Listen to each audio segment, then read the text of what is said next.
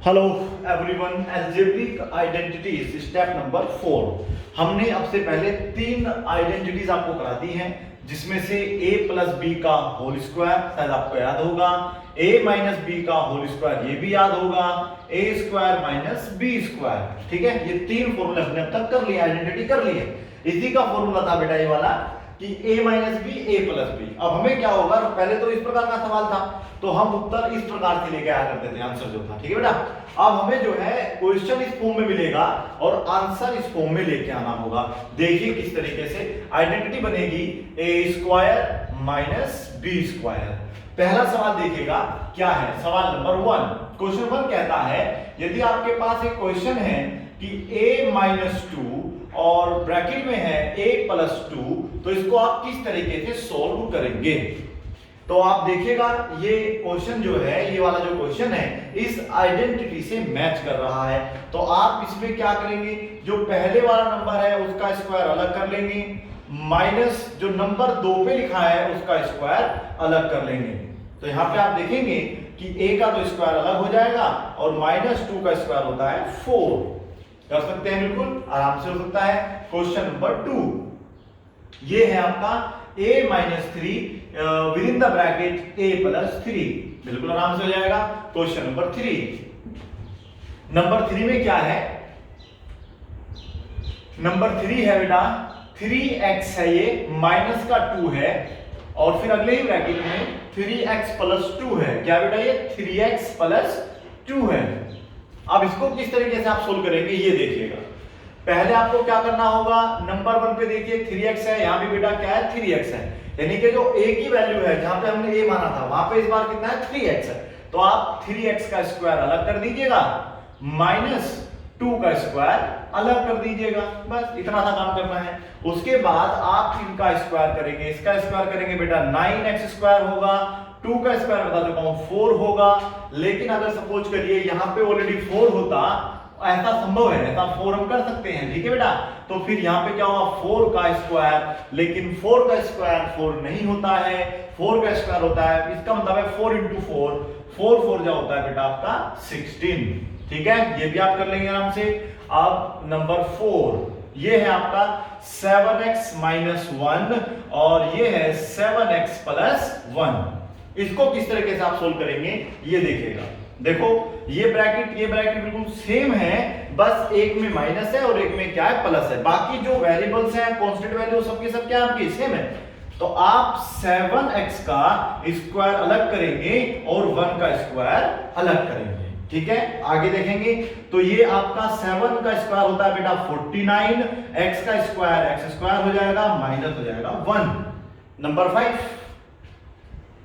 ये है आपका 7x माइनस 5, आप चाहो तो x के स्थान पे b कर सकते हैं 7b माइनस 5 और ब्रैकेट में फिर बेटा क्या हो जाएगा 7b प्लस 5।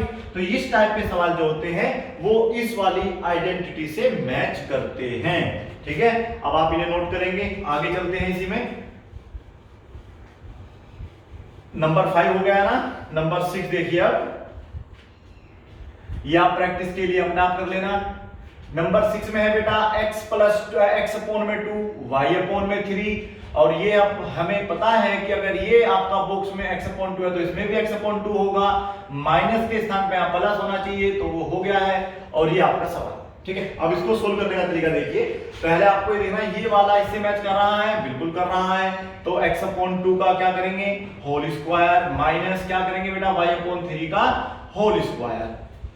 ठीक है, अब आप इसे एक्सपेंड करेंगे, मतलब इसका स्क्वायर x ही होगा बेटा और इसका स्क्वायर 4 होता है, इसका y स्क्वायर होगा, इसका 9 होगा। कर सकते हैं। 7 क्वेश्चन देखिएगा।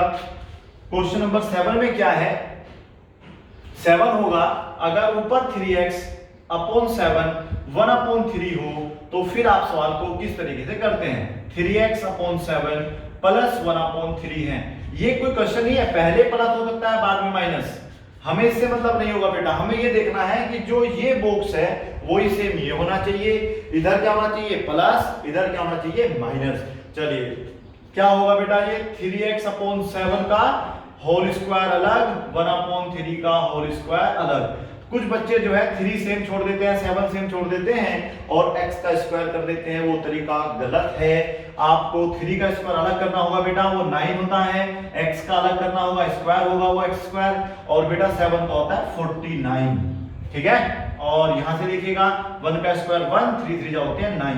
कुछ बच्चे ऐसा होता है इस 9 को 9 काट देते हैं, लेकिन वो गलत तरीका है। अगर यहाँ पे इनटू का मार्क है तो आप बिल्कुल इसे कैंसिल करेंगे, अगर इनटू नहीं है, बीच में प्लस या माइनस है, तो आप इस तरीके से कभी भी कैंसिल नहीं करेंगे सवाल को, ठीक है। ये छोटी छोटी मिस्टेक्स आप करते हैं, इन पे आप अच्छे तरीके से पकड़ बनाइए, आपका मैथ अच्छा हो जाएगा। सवाल 7 हो गया। अब हम 8 देखेंगे।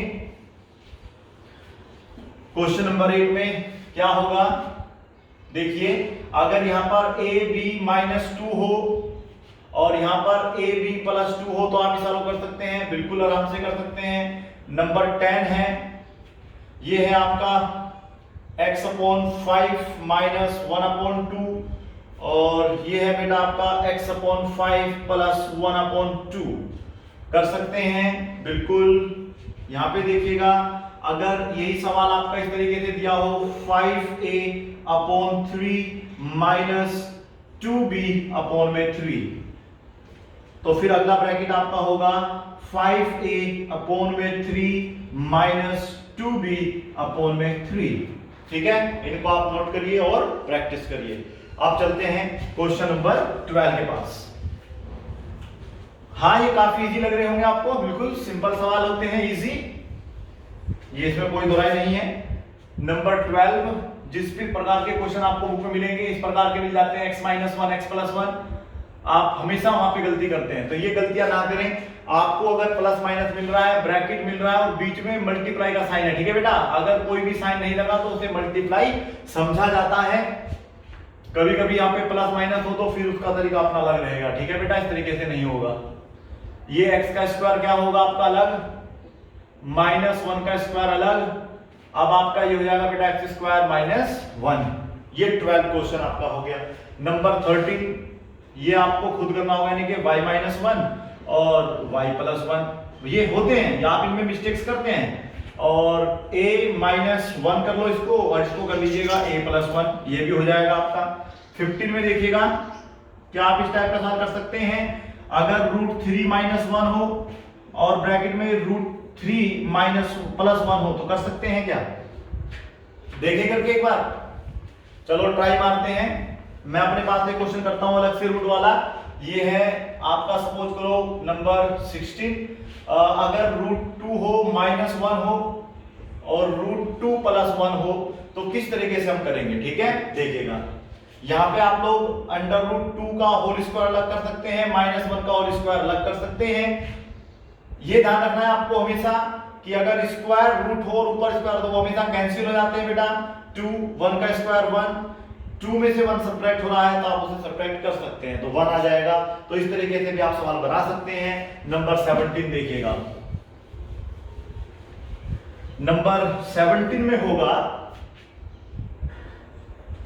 इसी को हम लोग कर सकते हैं इस तरीके से, √5 - 1 और √5 - 1। और देखिएगा एक क्वेश्चन इस प्रकार से भी हो जाता है कभी कभी, रूट आपका सपोज करो 5 है और यहाँ पे 4 है, तो इसका उत्तर देखिए प्लस माइनस में किस तरीके से आ सकता है।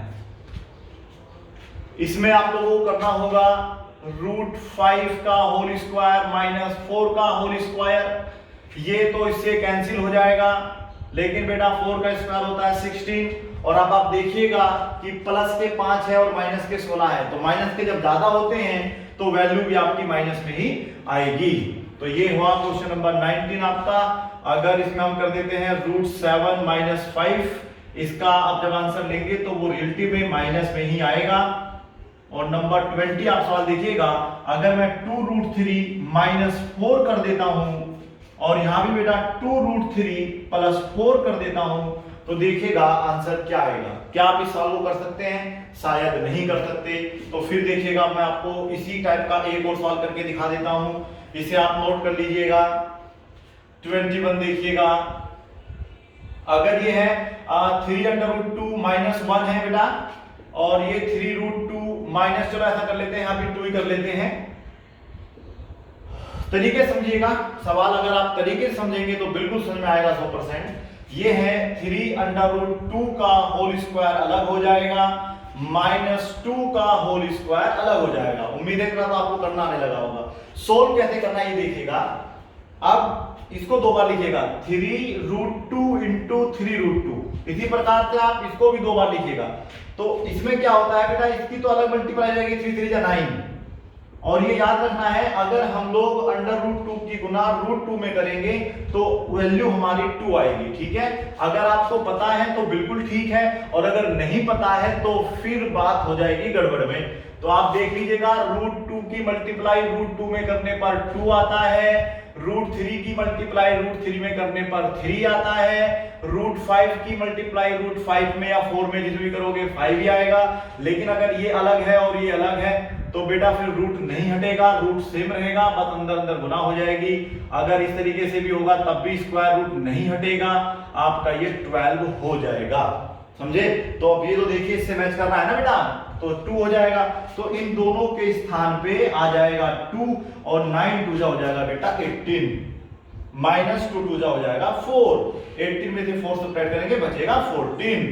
ठीक है, इसे भी आप नोट कर लीजिएगा। ऐसा करते हैं, ये भी समझा देते हैं।